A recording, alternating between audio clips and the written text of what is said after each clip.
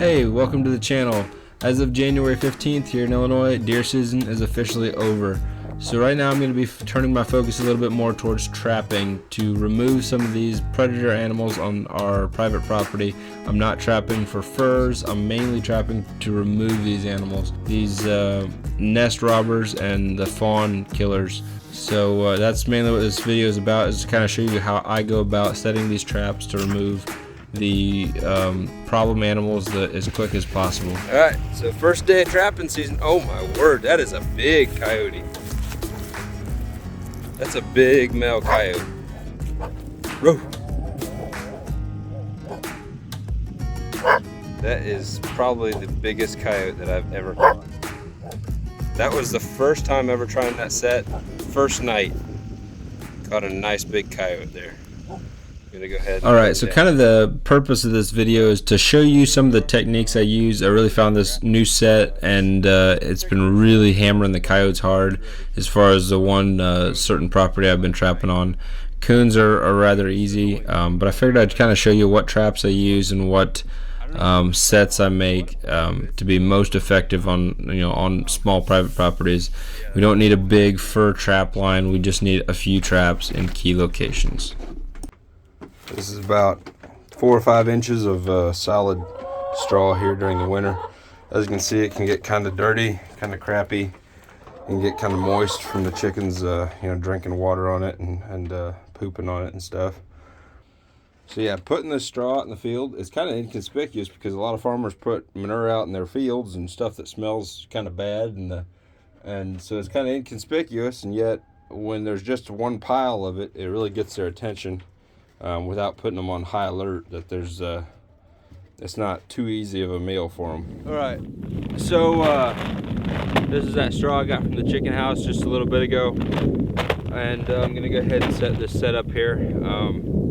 This is, as far as location wise, I'm about 40 yards from the grass line here.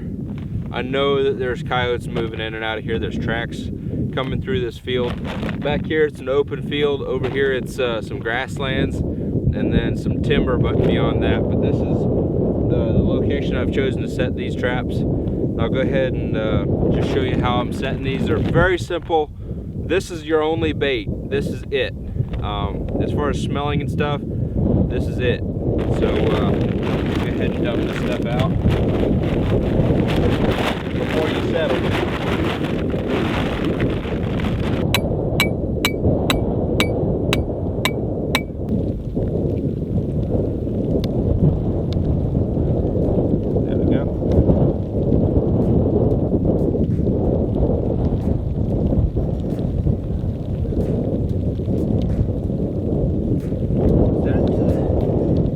Spot, dig it into the straw a little bit.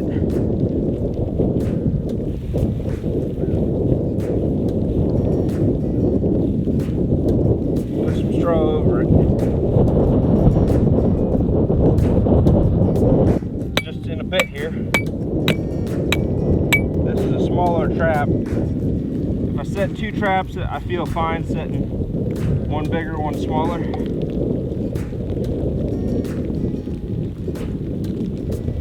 Put a little straw down, preferably the dry stuff if you can. Give it a good smack in there.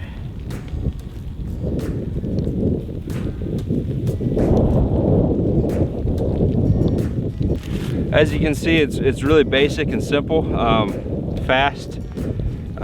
Doesn't take a whole lot of extra time. I mean, once you have the straw and you have the traps, that's really all you need other than a hammer to set them.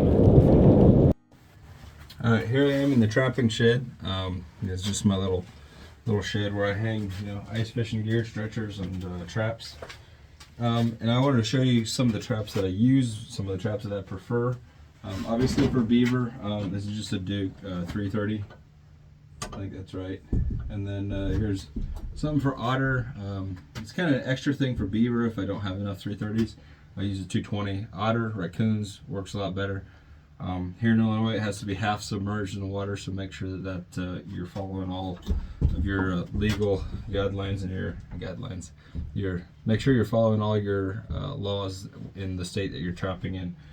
If you're gonna trap for, and like I said in the beginning of this video, I'm showing you this video more for the removal of animals, more so than to actually get fur. So for removal of animals, raccoons and possums, the Duke dog proof trap is by far the just easiest, quickest.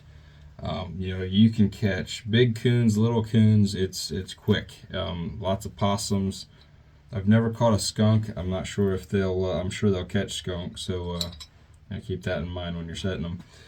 I'll either use a screw and screw this into the bottom of a tree, or I'll take a stake and stake it into the ground, and then you literally just stick it in the ground, fill it up with dog food, and set the thing. It's very simple. If you guys, this is something I'm going to show you as far as something that you don't really want to do. This is like the bare minimum size that I'll use for coyotes, and this is, I don't recommend this. If you want to remove some coyotes from a small property, you don't want to buy 20 traps, or if you don't want to buy a dozen traps, don't get these. I often set, the set that I showed you with the hay, I'll set one of these with a bigger trap, a much bigger trap, and I'm not sure if I have a bigger trap with me. I think most of them are set right now. But if you want to get rid of some coyotes, maybe like if you just want to get 4 traps, get 4, I think they're Duke number 4s or Duke number 5s. They're pretty big. They cost a little bit more, but there's been many times where I'll show up and there won't, this thing will be set off with no coyote in it, and maybe a little bit of fur or something on the jaw, but you miss a lot of coyotes that you probably would have got with a bigger trap. And if you're trying to remove them and you're not going to buy a bunch of them, get good big traps. Don't waste your money on 20 little traps. It's going to be a hectic, you got to go out and check them all the time, every day, and it's just going to be a lot of work. You're better off getting good quality and making less sets, and you will catch more coyotes that way versus like buying 20 cheap traps that keep missing coyotes, and then once a coyote is missed, you're probably not going to catch them. They learn pretty quick. All right, so I found one. Here is what I'm talking about as far as a good coyote trap. Let me clean it out a little bit more. I think this one had a coyote in it the other day. Yeah, so I don't have any clean ones. I don't have any dyed and waxed ones, and but this is what I'm talking about as far as a good coyote trap. I still don't exactly know what this one is. Oh yeah, the pan is so dirty I can't even tell. It's even bent a little bit. But this is a good coyote trap. If you want to catch, if you have 40 acres and you want to make two sets on the corners of your property to catch and remove coyotes, get yourself 4 of these and make those hay sets, or make 4 dirt hole sets. And I might even show how to make a dirt hole set in the future. But these are I believe it's a Duke number 1.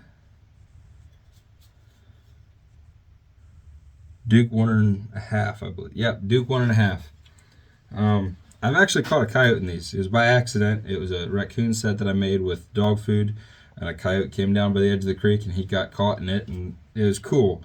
Don't try to trap coyotes with these. These will not work very well. You might catch 1 out of every dozen that you miss, and that's a lot of work for a little reward. So these Duke number 1.5s, I think they even have coyote on the trap, where it's like these will work for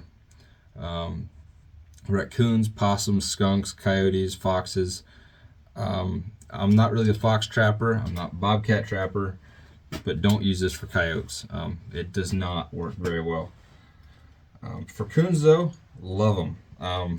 They're a little harder to set than the dog proofs, but if you want a little bit more of a budget option, if you want to make a dozen sets, get a dozen of these things. and you have the time to make the sets, these things work really well. Especially if you have a creek, you can do a cubby set, and I'll try to show you what I'm talking about as far as a cubby set. And these make good traps for that.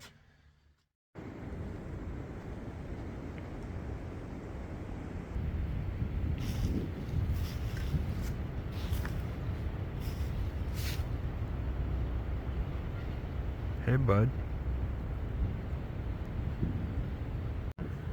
Look at this thing. He's actually coming towards me. And I'm a little nervous just because there's diseases that can be spread from raccoons to humans. So I'm going to go ahead. I'm going to put this thing down. Yeah, there's no need to mess with that thing. I'm going to shoot him, leave him where he lays. Don't touch him. Don't get close to him. Just ignore him. Well, look what we got here. This is the second fox I've ever got. I think I'm actually going to go ahead and let this guy go. It's a cute bugger. There's not a whole lot of red foxes around, so I'm going to go ahead and cut him loose.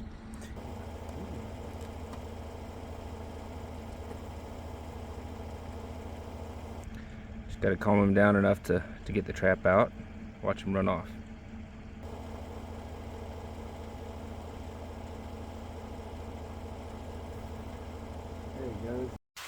So here we got a coon in a really easy set. You can see you got the deep V's in this tree right here.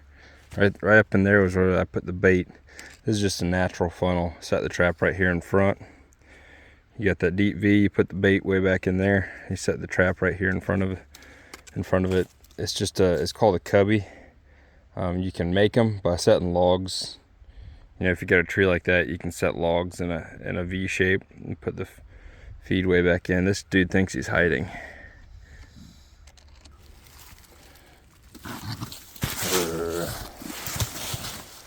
You can see that's a big coon there.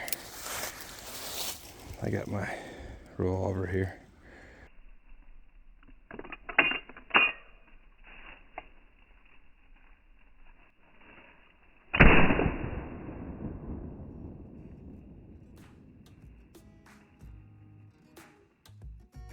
All right, doing a little beaver trapping here, and you know, I don't really trap animals for their fur or just the experience of it. It's a lot of work, but when they do damage, like building a dam across a river like that, you know, they're pulling corn stalks out of the cornfields and putting it in their dam. I got one. I'm sitting on what I'm sure is their house right now. Kind of hard to see right here. You see how there's a bunch of yellow dirt there? You can't really see it really. Maybe from the top down. You can see how there's not a lot of leaves right there. It's mainly just dirt, but there's leaves all around the outside. There's tons of leaves, and it's almost a divot. It looks like a gopher hole underwater. And the hole actually goes underneath these trees, and in the roots, there's two holes. There's trap right there set, and you can see I blocked off, because the hole is really wide, I blocked off the so they can't go around the trap, and then the best way for them to get out is going through that trap hole. Did the same thing right here. Hard to see, the trap is completely submerged here, but there's a line of sticks right there blocking it off, and right there you can kind of see it is the trap. You can see that little rusty thing right there. I'm not sure how you can kind of see it, but yeah, there you can kind of see it. And here you can see the beaver dam from this side. You can tell it. And there's a few inches of water difference, and you can see right there a little bit. You can see it, but there's a lot of corn stalks in there. What they'll do is, while the corn is still standing, before we harvest it, they'll go up there and they'll drag a whole bunch of it down here and put it in that dam in order to block off the creek. All right, so I'm back down here at the river, here where the dam is. This set that I had talked about, where there was no leaves on the edge of the bank, from the bank I couldn't see the hole in the side, but you could tell that there was almost like a crater with with no leaves in it, and that was right. I was like, that's probably right where the beavers are, and it sure looks like I got a beaver right now. He's down in there in the cold. As you can see, it kind of iced over a little bit. I had to break through a little ice to get to the trap, but looks like it's going to be worth it because it sure looks like there's a beaver in there. There's definitely something in it. I'm just not 100% sure it's a beaver, but all right, finally got him out of there. He was probably 1.5 feet under the water, so he's kind of tough to get out. But I'm not the best judge of beaver size, but I'm kind of thinking this is a pretty big one. I mean, he just, I mean, I'm guessing. I'm not a huge beaver trapper, so I'm not sure exactly what a good sized beaver looks like.